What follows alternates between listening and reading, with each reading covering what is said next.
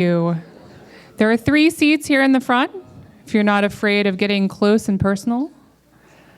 All right, and we are welcoming our presenters. So hello, good evening. How is everyone? A little rainy, a little damp? We made it. My name is Sam. Welcome to Data and Society. How many of you, show of hands, have been here before? Awesome. And how many of you are first-timers tonight? Welcome, welcome, welcome. So I'm the Director of Communications and Creative Engagement here at Data and Society, and it's my sincere pleasure to welcome you for this panel inspired by Logic Magazine's latest issue, number 7, China.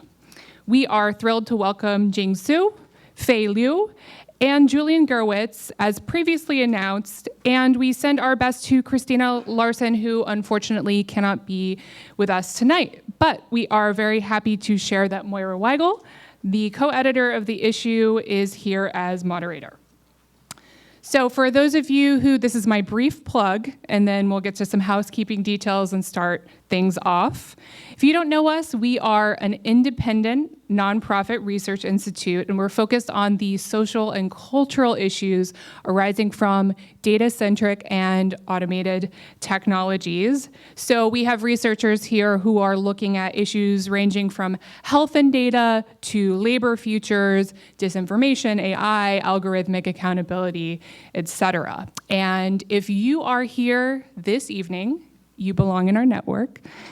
We would love to stay in touch. Brief plug, our Twitter handle is @DataSociety, and hashtag Databites is how you can tag and talk about anything that you hear tonight. Our website is www.datasociety.net. Very briefly, housekeeping.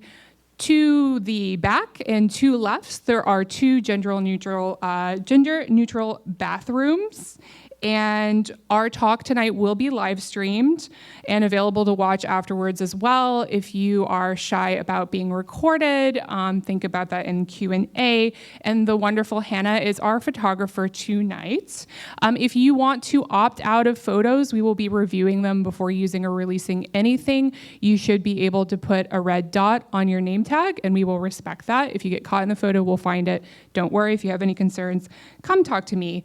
And last but not least, the amazing Ben Tarnoff is here selling amazing issues of Logic magazines for $15. Digital copies are available online for $5, but look at these beautiful things. You want to take one home. They're really lovely, thick, heavy, and there are some back issues as well. If you're feeling spendy, they do take credit cards. All right, that's my capitalist plug. So I'd now like to turn it over to Logic co-founder Moira Weigel to tell us more about this issue and introduce our speakers for the evening. And Moira is a postdoctoral scholar at the Harvard Society of Fellows and the author of Labor of Love, The Invention of Dating. Over to you. Thank you so much. Can y'all hear me? Is that the right? Feeling short. Thank you so much for that introduction, and thank you to Data and Society for hosting us. I feel as if this is an organization we feel a lot of kinship with. We follow your work, and it's exciting to get to do an event here. I feel as if Sam did some of the work I was going to do introducing the magazine, but as Sam said, Logics, they're here by my co-founder Ben Tarnoff. We're a magazine about technology. Have folks read Logic or encountered Logic? Some of you. Great. We publish 3 times a year, and you can also find a lot of our content on our website, logicmag.io. I think actually my co-editor on the issue, Julian, is going to do some introducing of the content. So I think without further ado, I will introduce our speakers, and then we can get right into it. Julian Gewirtz is an Academy Scholar at the Harvard Academy for International and Area Studies and a lecturer on history at Harvard University. He's the author of Unlikely Partners, Chinese Reformers, Western Economists, and The Making of Global China, which came out from Harvard University Press in 2017. His research has been published in the Journal of Asian Studies, The American Scholar, and Foreign Affairs, and his poems have appeared in the Boston Review, The Nation, New Republic, and PEN America. Jing Tsu, next to Julian, is a literary scholar and cultural historian of modern China at Yale University. She's the first person to be tenured and become professor of Chinese literature and comparative literature at Yale, and is the author of 4 books, 2 co-edited. She is currently writing a new book, which I've been dying to read for ages, I'm very excited for, about how China entered the IT era, the kingdom of characters, language wars, and China's rise to global power. It's a remarkable tale that uncovers what happened to the Chinese script in the age of the Western alphabet. Fei Liu on the right, I guess my right, your left, is a New York-based Chinese designer, artist, writer, and DJ exploring digital empathy and the narrative potential of interfaces. She's an adjunct professor at Parsons, MFA Design and Technology, and previously a researcher in residence at New Inc. and a digital solitude fellow at Academy Schloss Solitude in Stuttgart, Germany. Let's give them a round of applause and get into the conversation.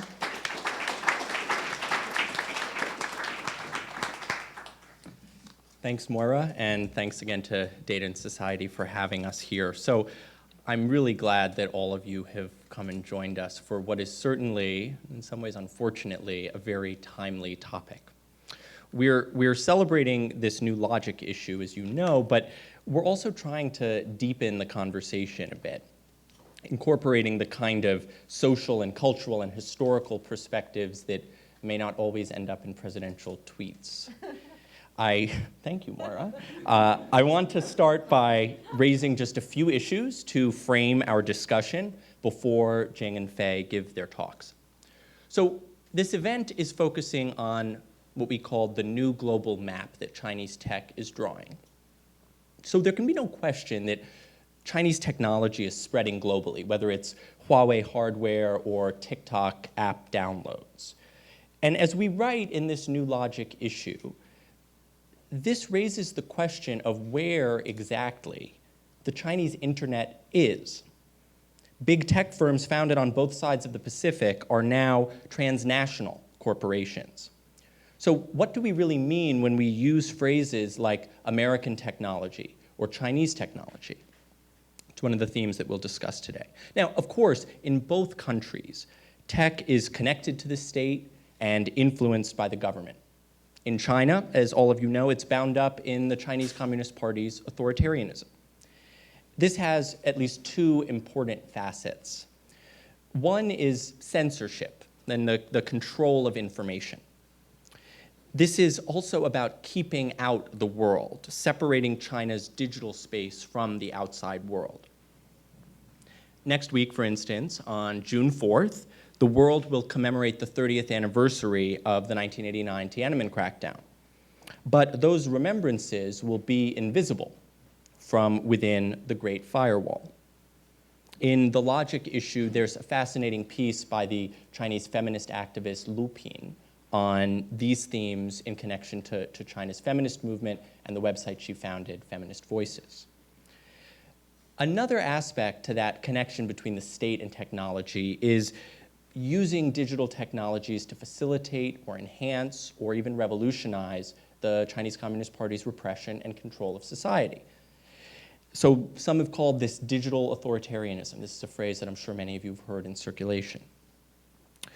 The western province of Xinjiang has become, for instance, a digital police state targeting Uyghurs and other Muslims. There's an extraordinary and moving piece by Darren Byler in this issue. He's an anthropologist, and he shows not just how these technologies of surveillance work in practice, but also how they're designed for export, another way in which this is a global map. Now, as all of you know, there's tremendous attention in Washington right now on the idea that Chinese technology is inherently a threat to the United States. The current trade war is not just a trade war. It's also a conflict over systems of political economy and technology and society. The United States government's concerns basically flow from concern about the Chinese Communist Party and the political and economic system that it runs in China. For example, are private companies truly private?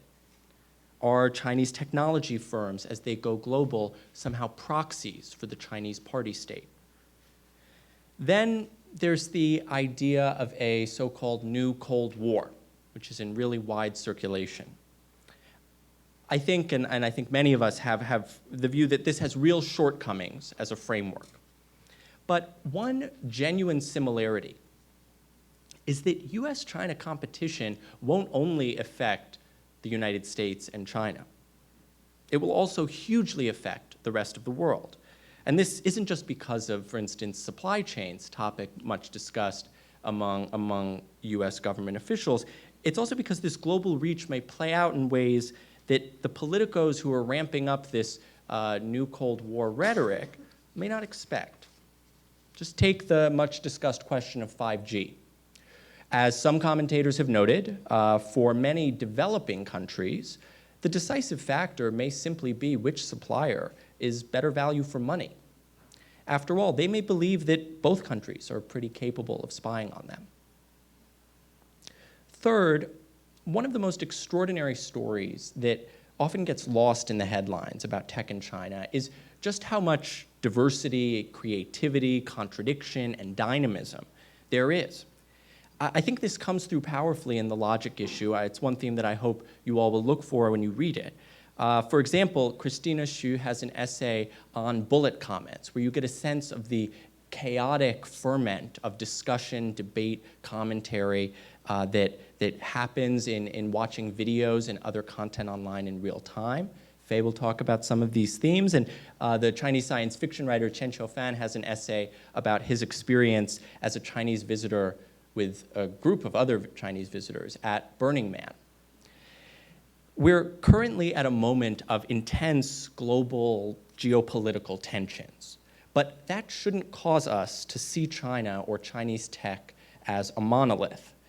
In a way, I think that's the most fundamental thesis, if it can be said to have a thesis, of this issue.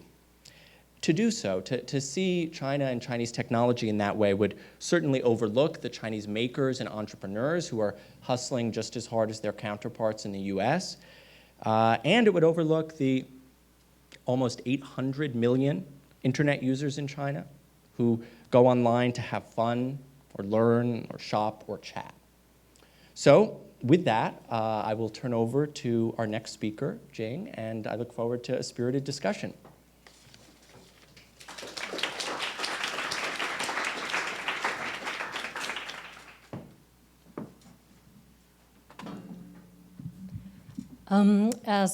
First of all, thank you for coming, and thanks to Moira and Julian and Ben for putting this together. As US-China trade war is about to hit another critical point, it may be odd that I'm asking you to think about emerging technology as a kind of emerging nations project. Why do I say that? Because in many ways, this is how China thinks of itself at the moment. It is the evolving global power with evolving strategies. It is also emergent because it's trying to redefine itself in relation to an established order that is headed by the West or the US. And to, in some ways, explain how this is, I'd like to take you back a little bit further back in time, not that much further, to 1974, to a project called 748. This is actually China's first state-led science technology project with a very specific goal. And that's the beginning of the computing age, internet, all that kind of stuff. And it's about something very basic, how to get the Chinese writing system into the computer. Now, if you think about it for a moment, all the global communications technology that we have, telegraphs, typewriters, computers, keyboards, none of it was designed with Chinese language or even non-Western languages in mind. But to enter the information age, the cyber age, it is incredibly important to get their language into the system. So China spent quite a few arduous years developing this. Now, 74, I remind you, is also, we're still during Cultural Revolution. And a lot of this encoding process, right? How do we break down Chinese character into ways? It's kind of like alphabet, but Chinese doesn't have 26 letters, right? It has thousands of characters. How do you make them behave like an alphabet and to enter on a keyboard was a critical challenge. Now, there was a man who was in prison during the Cultural Revolution. He was thrown into what was called the cowshed at the time, which is any of these makeshift prisons that you can just throw someone in for an indefinite amount of time. And he actually, to make his imprisonment unbearable, he spent his time encoding every single Chinese character that he could come up with from memory. So he came up with thousands of them. So after Cultural Revolution, he was celebrated, made the front page of People's Daily, and the headline was, "Finally, Chinese character enters the computing age." There was just one problem. The computing technology in China was not anywhere up to the level where it can be to operationalize Chinese encoding system. Now, it just so happens that in 1979, there was this nonprofit organization based in Cambridge, Massachusetts, called Graphic Arts Research Foundation, GARF. Now, GARF already started in 1959 or so, trying to develop Chinese language computing system. They actually did have some help from some key Chinese-American scientists, which I won't go into here. But the man who developed it, who got credit for it, Samuel Caldwell, unfortunately died after the prototype came out. He died a year later. So this project was kind of suspended, and GARF was biding its time, trying to figure out when to rally again. So in 1979, they invited a group of Chinese delegation to the United States and demonstrated this prototype, by now 20-some years old, and told them that we would really like to help you in some ways operationalize your Chinese encoding system by building it into this prototype. Everything went beautifully. They were in the press. There was a lot of mutual admiration, friendship. The Chinese were very excited about it. They gave him the system that was developed by this man in prison. So GARF was pretty excited too, because they get to rally again. This is going to be their project, because frankly, after that, nothing really happened. For 20 years, they were trying to figure out what to do next. And by this time, of course, different kinds of Western companies were also trying to get into Chinese computing market, right, as an emerging technology, including Monotype in England. So everything was all good in '79. They were going to go back in 1980 and sign and basically come up with this joint venture. It was going to be the model for all subsequent China-US scientific exchange. So they go back in November, December 1980, and they sat down at the negotiation table, and the Chinese seemed to have changed their mind. They didn't want to pay for anything. They demanded full technological transfer, down to the blueprints and the drawings. They wanted to have Chinese send their engineers to the US to be trained for a couple of years for free. And their argument was, well, we gave you this Chinese encoding technology, right? We gave you the encoding. Otherwise, you're just a computing technology, essentially.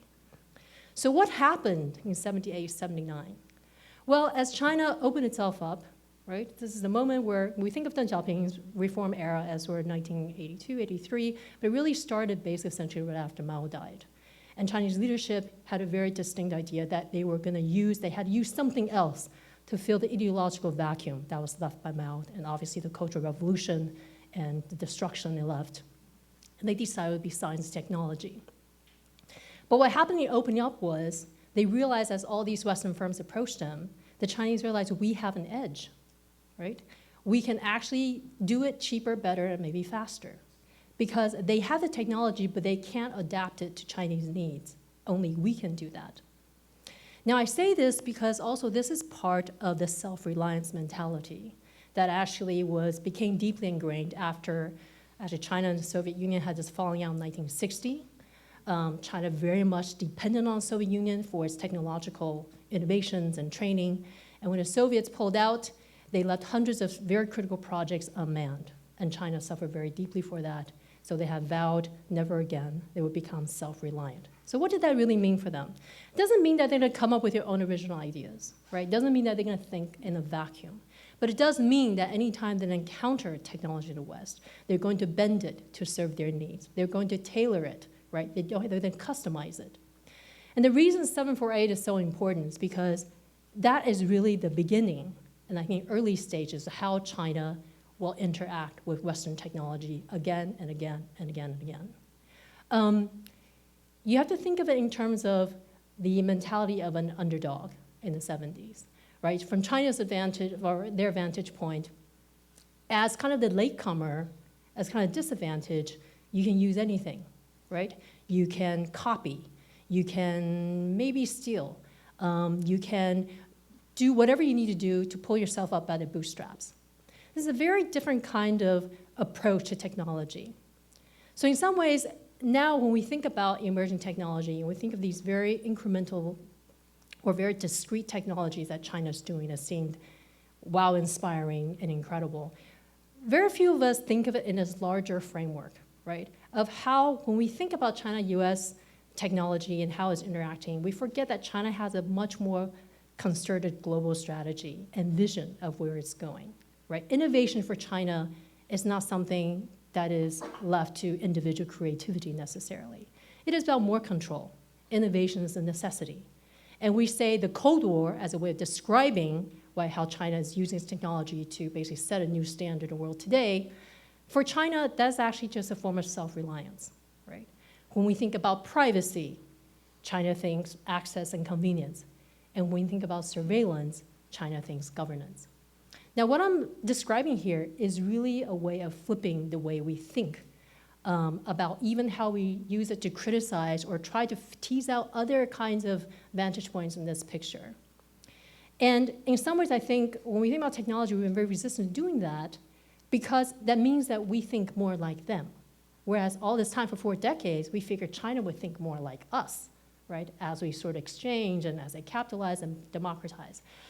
But as we can see since the 70s, that was never China's goal, right? It knew what it had to do. It knew that it had to learn from the outside, borrow Western tech, but it never in its mind thought for a moment that it would become more like the West. Now, many of you who saw the headlines last week, Hikvision, which is a company, the leading global surveillance company, actually they do video, basic cameras, that this is a company that's been associated with surveillance in Xinjiang, so on and so forth.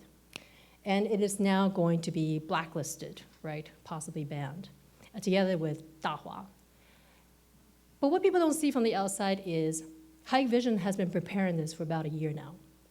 And Hikvision is one of these institutes that actually is a company, but is spun out of a state institution called the 52nd Research Institute, which if you trace it all the way up the family tree, has the exact same root as the Chinese computing Project 748. So in many ways, when we talk about US-China, China does not have US as its only counterpart, right? For them, domestic competition is much more vital and important than US competition. They're not worried about that. It will hurt their market, but it doesn't hurt their core technology. And companies like Huawei and so on and so forth, Huawei is a little more dependent, but the core technology Hikvision is actually completely domestic. And Dahua, in some ways, is actually, Dahua, in fact, it's a competitor. So there's a lot of sort of nuance on the ground that we don't see as well when we talk about emerging technologies. And what I'm asking you to do today, I think to frame some of our conversations, is to think about what it means from China's perspective, right? Not necessary to take it, but I think in order to understand how consistently China has pursued its science technology status or ambition in the world for half a century now, it's been remarkably present. So with that, I will turn it over to Fei, who will tell us more specifically how this is.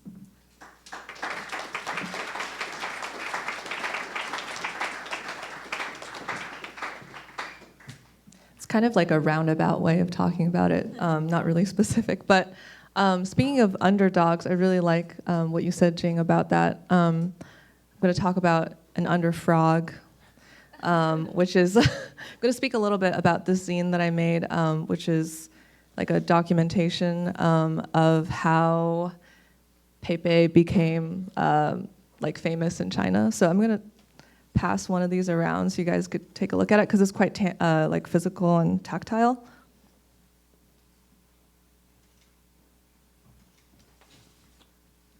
Hi, so my name is Fei. I'm an artist and a designer, so not an academic at all of like Chinese tech history, but I wanted to share a little bit about this project. So I really didn't know what I was doing when I made this zine. I was like, oh, I'm gonna make a zine and it's gonna be about Peipei because I saw in my family's WeChat messages a photo of a little girl drawing by hand this Peipei meme and like coloring it it in. And I was just really confused because I had no idea at that time that Peipei was at all known in China. So for those of you who are back there, you can see that this is the cover of the zine.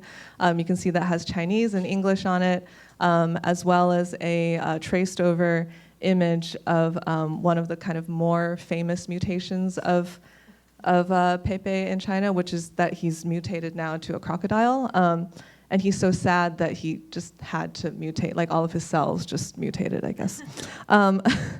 But I really want to thank Data and Society and Logic Magazine for this opportunity to kind of reflect post-mortem about like why I did this. And I think that it's, in light of all that, I think what I realized is Peipei really, has this unifying power of like cross-national collaboration and narrative crafting, which I think is interesting when we think about the dangers that China poses, right? Like, do we always think of our collaborators as opponents versus collaborators?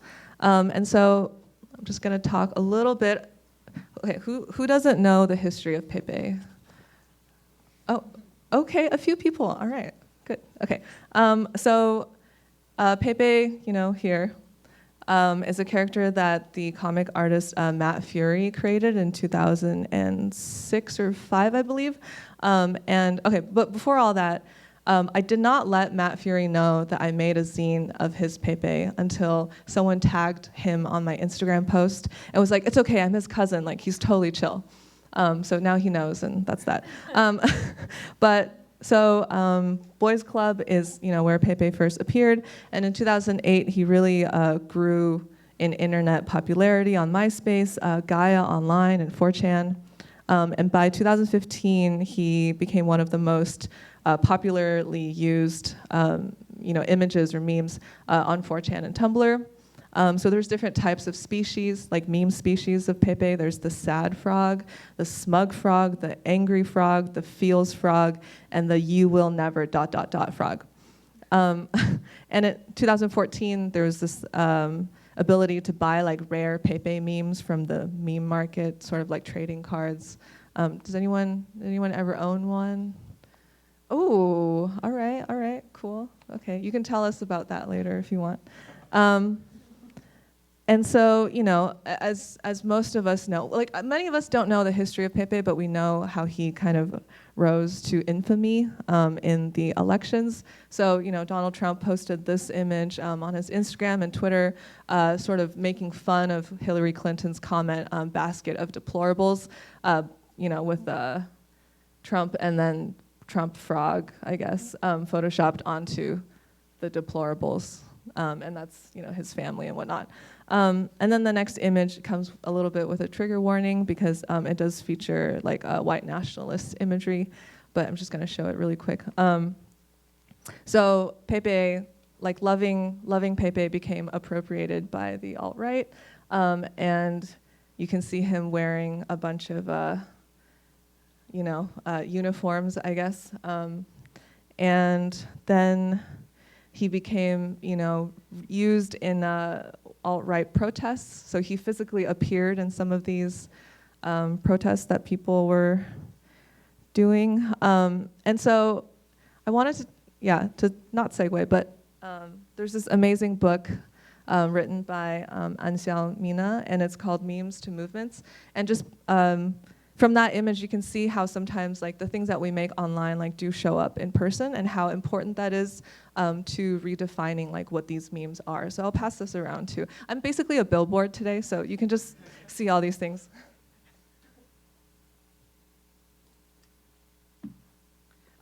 Super illuminating book about from memes to movements across the globe, and it really got me thinking about how visual culture, the internet, and people are always trying to steer the narrative.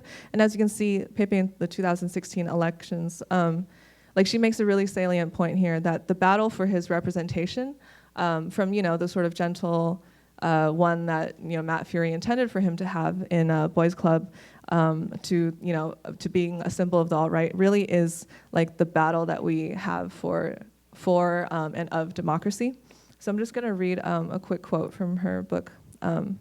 Networks of memes invariably take on a life of their own, and there will always be another remix on top of the remixes of the remixes, creating a seemingly endless tree of variation that snakes back on itself. This is part of what makes meme culture work. It's a shift from static notions of media consumption towards more dynamic ones of both consumption and production. Sometimes this allows marginalized communities to challenge dominant narratives and shape new ones. Other times, like during elections, a multiplicity of memes appears with no clear consensus. This especially reflects life in a democracy, where competing views and perspectives are not just expected, but also encouraged. In theory, this is what should make a democracy function, in theory. So in 2016, on the website The Nib, Matt Fury drew this piece called Pepe the Frog to Sleep Perchance to Meme. And basically, Pepe realizes, like what he is now standing for, and is so traumatized that he can't sleep. Which leads to the next year, Matt Fury actually kills Pepe in like a one-off comic, and his friends like pour beer into his coffin, and like that's kind of how he wanted Pepe to be remembered, right? As like this sad but kind of nice frog. And there was like this Save Pepe Kickstarter campaign to resurrect him in his own comic book, to reclaim his status as a universal symbol for peace, love, and acceptance. So I'm not really clear about how Pepe actually came to China, but here he is in WeChat, in a WeChat sticker pack, and then a QQ sticker pack here on the right. Who has WeChat on their phones? Cool. So what I think is really interesting about WeChat and Pepe is that WeChat's like this very mainstream app, right? That we use to talk to our friends, our family, pay the rent for our landlords, like whatever, right? And that's very different than how Pepe was used in, I guess, the States, like starting out on 4chan, on Gaia Online. I don't even know what that is, but those are very specific technologies that you use to talk to very specific people. And so I think him becoming a sticker pack really normalized and kind of mainstreamed his existence, right? Like you could send these to basically anyone. It wasn't just like your 4chan friends that you would use him with. And so, yeah, I think, okay, so, and this next image is from a blog, and basically they're just mourning the death of Pepe, who to them actually represented this like really magical tool for dueling social capital. So it says here, 尬图神器. So that means like this is the magical tool that I have to like battle images with. And like battling images basically is just sending stickers between friends and like seeing who is more funny or like more interesting. And so Pepe kind of represents not only like do they like him because he's sad, but also represents like a way to be creative yourself and a way to like one up your friends. And so they were just really mourning the death of him because it's like their identity, that they were also mourning. So yeah, the reason why I made the scene again is because I saw my my stepmother's niece drawing him. So here she is. And so you can see like, what kind of meme translations there are. And I think this is maybe like a little personal note, but I think the reason why he also was adopted so lovingly is because his name is like two of the same characters, like Pepe. And like in Chinese, not everyone, lots of people have nicknames that are like the two characters repeated. Like actually my full name is Fei Fei, and I hate that. But there's something amenable there. I think it's like fate, that we're like cutified or something. But yeah, I think, it's interesting because with Pepe, like there's an allowing of the interplay between like fact and fiction, and then thinking about like accessibility and consumption and production, the lack of ownership, and like the potential for this cross geopolitical communication makes me think about, I'm gonna skip a little bit, is like the way that news was first produced, like in the 19th century, I think, in the UK, where news ballads were sung for the illiterate. And so these things actually contained like actual events, but also contained like folklore and like supernatural happenings. And this is kind of a way that like novels actually gained traction. So people were writing news, but also writing novels, and they're sort of like a blending of the same thing. And the way that it's sung made it accessible for people who couldn't read, right? Which is kind of what I think like making memes is in a way. You're trying to capture a fact, but you're not necessarily, like you don't have to do like a deep fake of Obama's face, you know, in order to create this artifact. Like you could just use, you know, something very simple. And then, okay, so here I wanted to show the first, I think, meme that ever was made, and it kind of also speaks to like solidarity across nations. So this is the Australian "Foo was here," which was chalked on the side of railway carriages and appeared in a lot of camps during the first World War I. And I think that "Foo" represents a forward observation officer. And so it's kind of an interesting image that then in World War II became Mr. Chad. And Mr. Chad often was written or was signed with this phrase that says, "What, no tea?" And then the next one next to Mr. Chad is Kilroy was here, which is like kind of the American version of Mr. Chad. And both of these were used in World War II, and they were associated with GIs in the 1940s. So I think like the first meme, it kind of speaks to comfort and like solidarity across people enduring this like physical hardship. And so I wonder like what would memes be like, or what would these things be like without a sharing of like physical presence and pain, I guess. And so thinking about that, I wanted to mention J.S. Chen's article that he wrote recently on Jacobin, where he speaks about 996.icu. I don't know if everyone knows what that is, but it's an initiative that's on GitHub right now. And I'm going to read JS's article, parts of it. Yeah. So the article is titled "Tech Workers Are Workers Too." Okay, so I'm going to start now. Last month, tech workers in China put together a project on GitHub, a global software service and code collaboration platform, calling for companies to end 996. Chinese tech workers have coined the term to describe the grueling practice of working 9 a.m. to 9 p.m. 6 days a week. A few weeks after the 996.icu project's release on GitHub, the tech companies Tencent and Alibaba blocked the project on their own web browsers, a blatant attempt to censor the effort. Their attempts to quash the project proved ineffective, though, as both companies only boast a minority share of browser usage in China. The best way to censor the project was to do so directly at the source. Since the code-sharing platform is owned by Microsoft, they would need the Washington-based company to remove the project on GitHub. Aware that Microsoft was likely already facing pressure to censor the project, Microsoft workers released a letter published on GitHub demanding that the company keep it uncensored and accessible. The letter called on other tech workers around the world, GitHub's primary user base, to join them. And so you can see that already a meme is being created kind of with GitHub's Octocat and then that ICU blood infusion dripper thing. I don't know. And so I guess like this Pepe kind of encapsulates this ability for us to sort of see across whether or not we think that another nation is our competitor or not, but like workers are workers, and we need to unite around that, no matter what our political leanings are, no matter what our nationality is, et cetera, et cetera.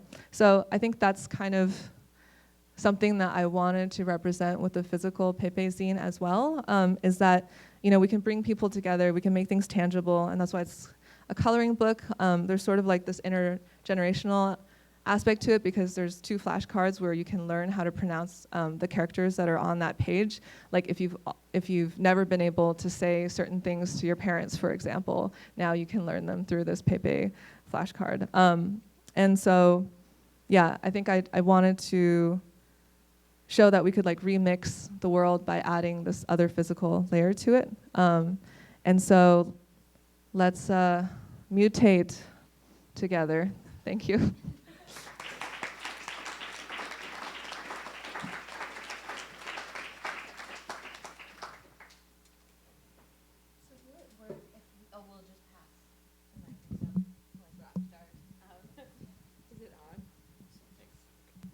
How's that? Thank you so much, all of you, for your presentations. I've come with a bunch of questions I wanted to ask these folks, but I also could bother them anytime, and I would like for you all to have lots of time to ask questions. So I think I'll just ask one or two that you as a group could respond to quickly and then open up the floor. I feel as if when we were putting together this issue, when we were first talking about it, and you're all involved in it in some way, we wanted to try to move beyond these kinds of bipolar worlds, certain kinds of cliches about differences between Chinese culture and American culture in tech that feel very well established and reified in American media. And one cliche that we talked about had to do with creativity. And we feel as if that's really changed in just the past couple years, but even, as recently as 2012, 2013, when I was in Beijing, I remember attending events where people said, oh, can Chinese tech be creative? Or is Chinese tech always going to be? There's this term, shanzhai, bootleg, sort of knockoffs of American tech. Baidu is copying Google, so on. These debates seem ridiculous now, I think, to anyone who spent time on the Chinese internet. But I was curious whether, and maybe Fei has touched on this most directly, but I imagine you all have things to say about it, whether there's a distinctively Chinese culture of innovation, or whether you're thinking about these questions in new ways, whether it's precisely in the cross-cultural contact that you see the most innovative and creative possibility, whether you could speak to that and the reversal of that sort of big narrative a bit. Or anyone. I didn't mean to put Fei on the spot. Anyone can speak about it. Oh, okay, she named me. Well, I think what's kind of interesting too is, I heard this comment sort of anecdotally, is that, sorry, just it's a little tangential, but my friend works in fashion. He worked at opening ceremony. And then he had this opinion that there was no market, there's no Chinese fashion design market at all, because Chinese people are quote unquote not creative. And I think that in conversation, there was this thing that was brought up, is that at a certain point in time, like no one thought that the Italians had a fashion market. And like, look how wrong that is, right? Mm-hmm. But I think it's that in the eyes of certain like certain times or certain groups in power, like we always want to think that so-and-so are not creative. Right. Because to be human is to be creative, and so therefore these people are somehow subhuman. And at that time it was the Italians, now it's the Chinese, it's gonna be someone else next. And so I think that, I don't know, I think that at any point maybe we can ask ourselves like, oh, we're so-and-so creative. Like, it's kind of hard to say. Yeah. No. And I feel as if that narrative has really changed in the past few years, even in these sort of oversimplified media presentations. Sorry, Jing, what were you going to say? It's interesting to think about what innovation actually really means, right. Because certainly in Chinese context, we think of it as having had this phase of imitation, but then they end up doing it better. And to cite my favorite crackpot theorist of the 19th century, Gabriel Tard, a French social theorist, he wrote a whole treatise about imitation innovation. And he always argued that real innovation is not recognizable. What we consider as new is something that's very familiar, but just that much more, has a little bit more of a kick to it. So in many ways, all innovations are some type of copy in some ways. And I think for China in particular, innovation is, they don't need to be 100%, right? They just need to mass scale it. They can do it much better that way. And that to them is a kind of innovation because that suits their needs best. Just wanted to add one point, which is that innovation in this rhetoric, I completely agree with what the other panelists have said, but it has been co-opted by the state and by the Chinese Communist Party, which now says it wants to build a strong, innovative nation. And I think we can ask also what that means. So I think what Jing has said is spot on. I would go one step farther, though, and say, so one of the big innovations that gets talked about coming from China is the mobile payments ecosystem, the ability to pay, for everything with a QR code. And if I were sitting in Zhongnanhai in the Chinese leadership compound, the lesson that I would draw about that is a bit complicated, because the reason that mobile payments were able to develop so rapidly and openly in China is that foreign credit card companies, foreign payment services were blocked. If Visa and MasterCard had been allowed into China much earlier, we might have seen a different history there. And so this cuts both ways depending on where you sit, I think, as Jing was illuminating earlier. One of the challenging questions when we think about innovation is, of course, it's ridiculous to say that China or Chinese people can't innovate. Of course they can. But equally, there are political and economic dimensions to it that do tend to polarize or push these two societies more apart. Yeah, I'm interested in that because I wonder, instead of saying like who is more innovative, maybe it's like who has the most restrictions and like what can come out of those environments. It does seem like one of the antitheses we're assuming is that innovation and control don't go together.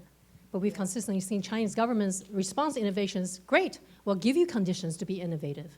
That's why this company I mentioned, Hikvision, spun out of the 52nd Research Institute, because they wanted them to do the consumer end of the product and technology.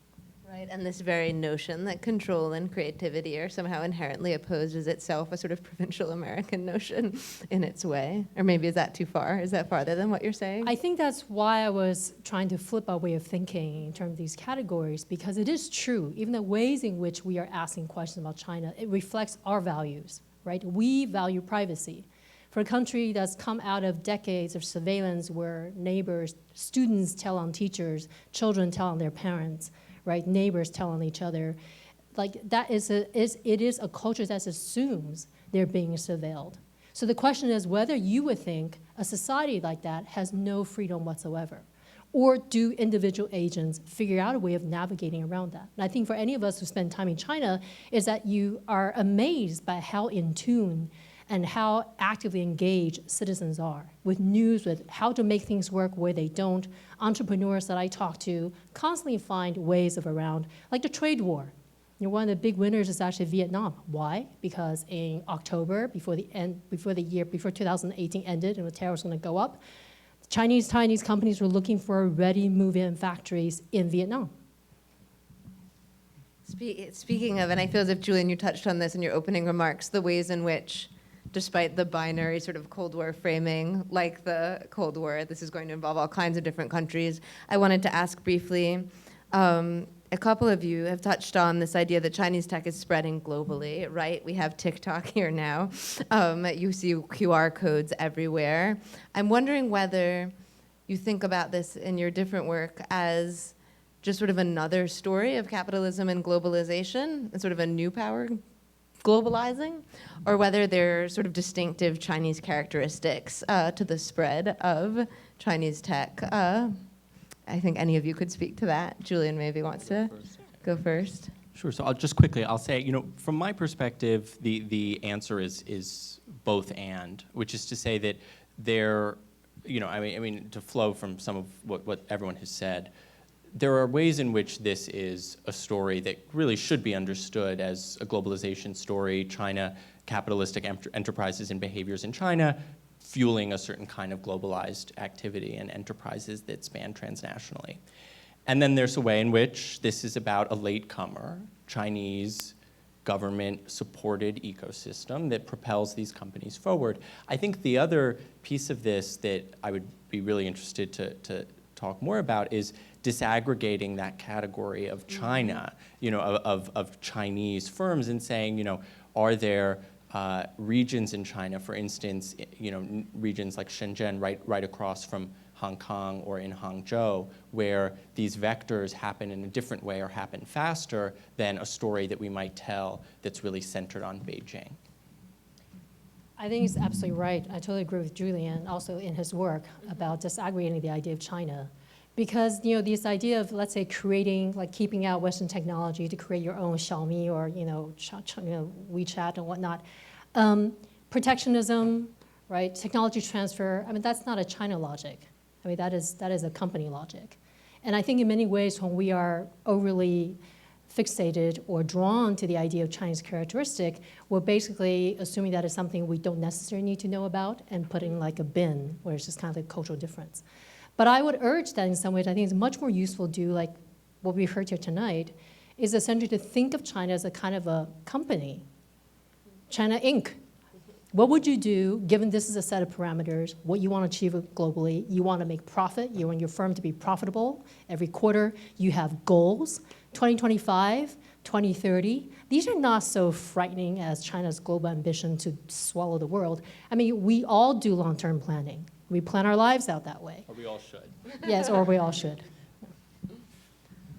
That kind of brings to mind this thing that happened with a artist and creator named Naomi Wu, who really tried to, I think, get away from the Western gaze upon what Chinese creators, especially women, should look like. And I think that it's interesting because she doesn't easily fit this narrative that we have of A, what Chinese women are and should be, B, what Chinese innovation should look like, and what that maker's scene should be. And I think that a lot of the questions that people had about her motives and stuff were really from this Western lens. And I think that at some point someone was like, who is she dating or who is she married to?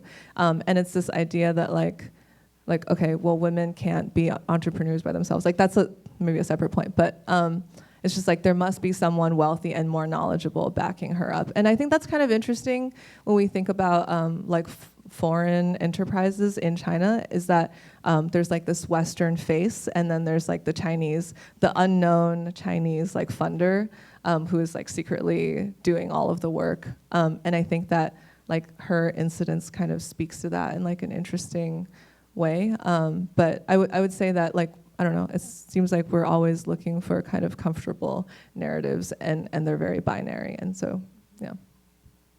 There's a lot more I could ask you, but I imagine other folks have things they want to ask.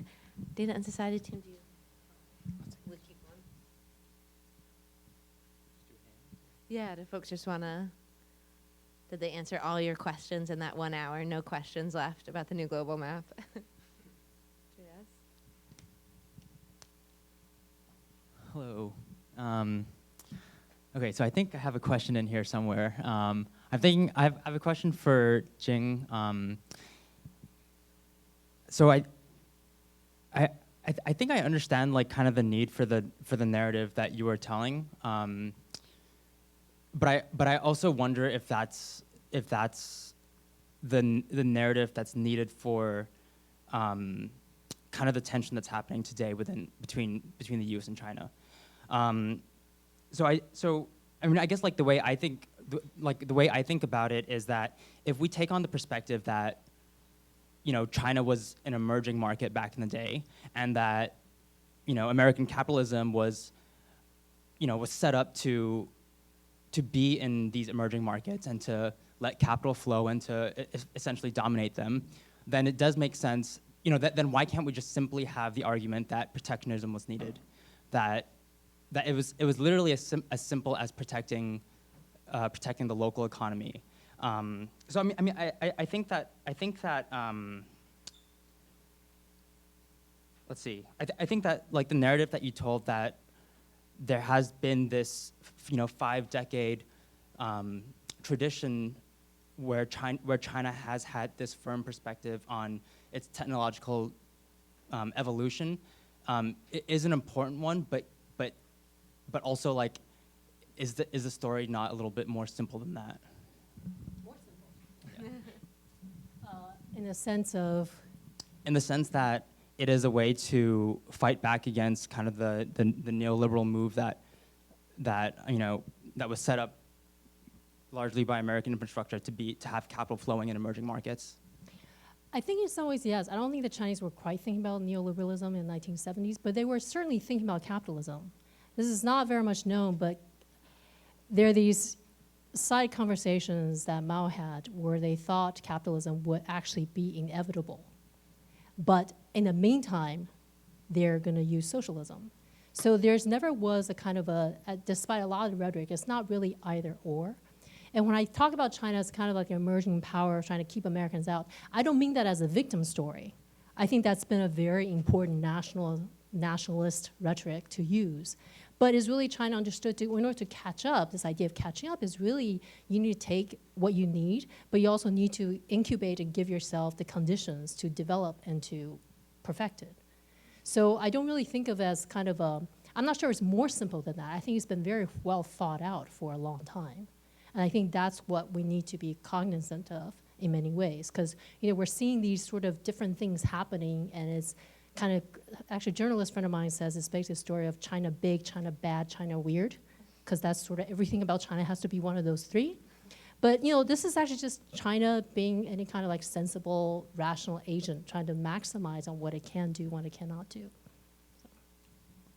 Can I just add one sentence, which is, I don't think the story is that simple because it is a story of both embracing and resisting the forces that you're describing. So it's not as simple as a rejection via protectionism or an embrace, total embrace via neoliberal structural adjustment, et cetera.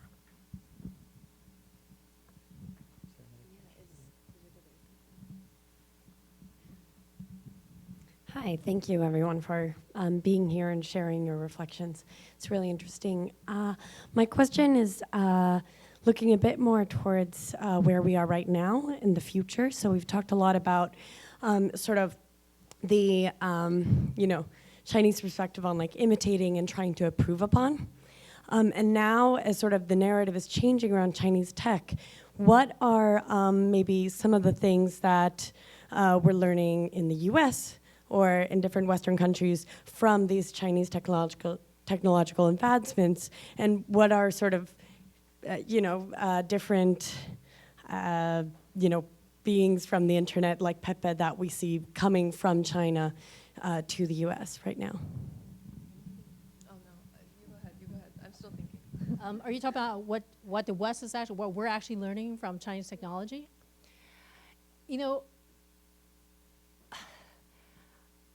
Well, right now, as we speak, I think it's a little too soon to know what exactly. I think now, basically, there are two different camps. There are those who just think this is horrible, we got to keep China out, they're the villains, so on and so forth. And it's like, no, we should learn something, we need to understand China more. And so it's a very friendly gesture also because of trying to get further into the Chinese market. And right now, I think there was just an article in The Economist about how Western firms actually, they admire, they want Chinese technology. But what that's gonna avail them is unclear at this point. Because I don't think Chinese will give away their technology willingly. And by the time that American companies might have figured out, what kind of strategy they will use, China will still be kind of ahead in their own game. Now, one of the things to really watch for, I think, is when we talk about emerging technologies, are actually the big tectonic changes that's actually going to change everything. And one of the critical moves I think China is making is actually in the space industry. Because connected with satellites and 5G, there are big plans for this. And there are these satellites about 1,000 kilometers in the air, so this is not like the geostationary ones that are 35,000. But this 1,000 or so level is actually where a lot of these, it's been a massive the prices of these satellites have really come down, and these are where a lot of broadband internet connection, communication technology is gonna happen. And China is making a big push in this sector. The space industry has traditionally been one of the nationals, it's the core of national defense. But it's now there's some private companies, and the space industry is exactly the flip of US, where I think most of it's state-owned, whereas most of US space is actually kind of private. And this 5G is going to change everything. Why? Again, this is connected to another domain that people might not talk about in emerging tech, which is China's Belt and Road Initiative. I don't know how many of you are aware of this. It involves more than 70 countries. It's a $1 trillion project. It's mostly bilateral agreements. When we talk about China-Africa or South China Seas or China and this, and even China and the Arctic, it's actually all connected to BRI. So one of the things China is doing with BRI that people don't hear too much about is actually what's called a spatial information corridor, and some people call it digital Silk Road. It is going to use 5G to basically bring internet access into landlocked countries that don't have them. Tajikistan, you can think of several countries in Central Asia that are one of these areas very poor, right? They're receiving massive loans and subsidies from China. And this is going to change everything, right? If China is the internet provider for those countries, it's going to have that kind of data, it's going to have that kind of access, and with all technological infrastructure, there's a critical first mover advantage. there's a reason why we're stuck with the QWERTY keyboard, even though it makes no sense, right? Because we're used to it, and it was there first. And so very similar with all kinds of like telegraph or typewriting, and also with the internet. Once China moves into market, I think, was it Elon Musk, where a couple of months ago, there's a statement that imagine 2050 or so, the world will be split into two internet worlds. One's sort of the West, and the other is China. But China's using a kind of satellite coverage, which is, just very quickly, we build towers, cell towers, which is why we constantly have to build more in places where there are blackouts. But with satellites, it covers the entire Earth, the ones I'm talking about. So there will be no space that's left out. So this is a very, very important move, and I think it will change a lot of things.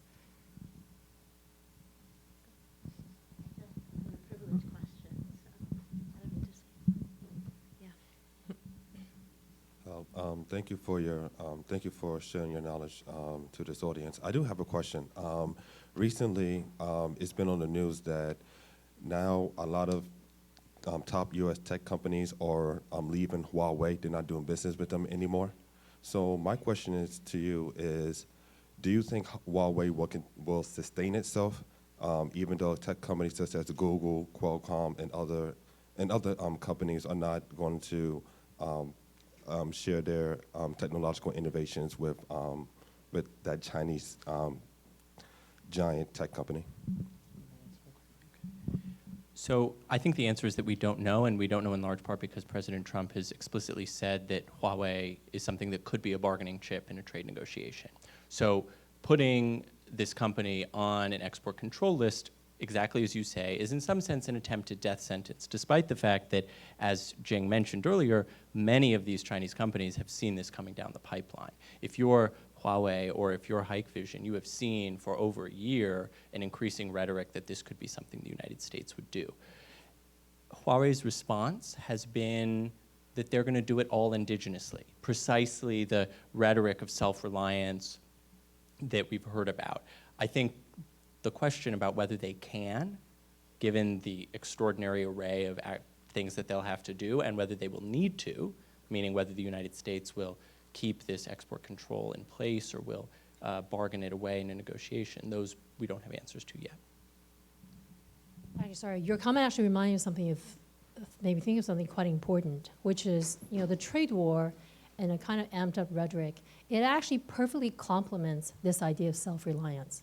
Because time and time again, China has learned is precisely under extreme necessity, extreme pressure, right, under very precarious circumstance, that it is able to pull itself up. That's what Project 748 was about. The Chinese are extraordinarily proud of that project. So I think in some ways it is unfortunate that this kind of, the idea that China might, well, we just know from Xi Jinping today, now rare earth elements going to be evolved.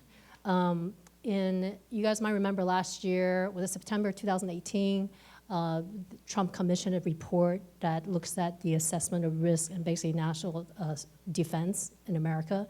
And it's actually drawn a lot from a March 2018 report by a DOD, which assesses basically the global supply chain and US dependency. And one of the areas that's actually going to be quite vulnerable is actually microelectronics. And microelectronics relies a lot on rare earth elements, which has these sort of 17 elements. They actually got it all over, but China has very concentrated amounts, because since 1990s, Chinese mining companies have been able to really scale this up because it's cheap to do mining there. So this is going to hurt. This is going to hurt. And so I think in many ways, this is kind of, so this will only affirm the protectionist, self-reliant stance that China has. Now, whether China can do it or not, that was never their question either. They always thought they had to do it. So I think that's kind of a fundamental difference. How Huawei will fare, though, I am not sure. It is definitely taking a hit. I think we're about at time. Mm-hmm. So, hello everyone. I hope you'll join me in thanking our amazing speakers and moderator this evening.